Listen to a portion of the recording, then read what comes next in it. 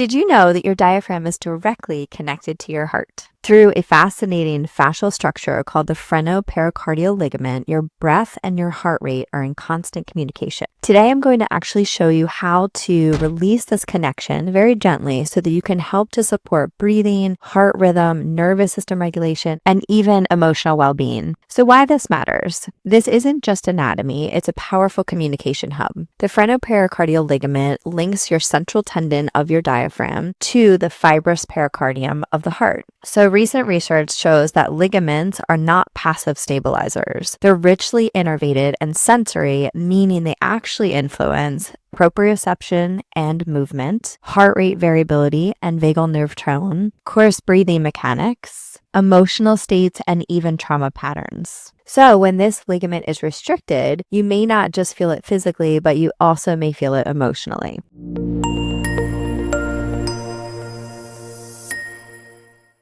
So what are some of the benefits of practicing this release? So again, it is a gentle self-release. You can help to improve your breath-heart coordination. You can help to enhance vagal tone and parasympathetic response, support lymphatic flow and circulation, restore fascial and nervous system balance, promote emotional release and regulation. Now, before you do this, please safety first. So before we dive in, a quick important note that please avoid this technique if you've had a recent heart surgery, if you have active cardiac infection, hernias, or unstable heart conditions. As always, please listen to your body, move gently, move intentionally, and check with your physician as necessary. So now let's get into the release. So I would love you to find a comfortable seated position. You're going to begin by walking your hands down your sternum. This is just to orient you to the anatomy. So you're coming all the way to the bottom of the sternum, and then you're going to feel this little xiphoid, which is a little bone on the bottom. Then you're going to orient yourself to the rib cage. So you can kind of feel the angle of the rib here. Okay. So now we're going to look at the mid-clavicular line. So here's the top of the clavicle. Here's the end of the clavicle. So we're going to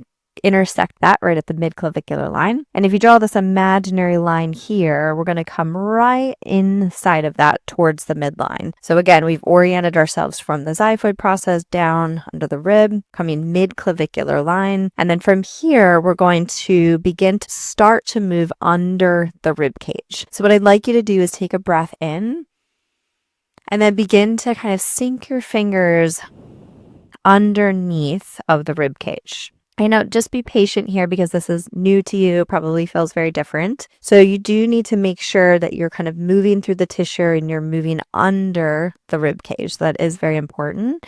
So as I begin to do that, I'm moving under the tissue here. I'm going to just relax my arms, okay, and relax the abdomen as well. So from here, I'd love for you to take just a couple breaths to settle in. And then we're going to feel into that tissue. And so you want to see if it feels a little bit restricted. A lot of times it'll feel a little sore, it'll feel tight. So we're just going to actually move. So I'm moving the tissue to the left. I'm going to move it to the right. So it actually moves pretty well to my right. So I'm going to actually do my release towards the left. So I'm pulling towards the left very gently. Okay, so it's very intentional. And then from here, you're actually just breathing into the space, just slow, quiet nasal breathing. It doesn't have to be deep breathing. You're just breathing nasally. I always like to say breathe less, not necessarily deeper. Okay, so as you're breathing into that space, you might feel things just kind of softening, relaxing. You might feel like it's easier to breathe. You might feel like your heart rate is decreasing slightly. So if you're tracking it, you might see something like that. Blood pressure could be influenced. And then after you've done that, you can kind of come back to center and you can reassess it. So you can go back to that original spot, kind of move left, move right. So now I feel like that's moving really well there.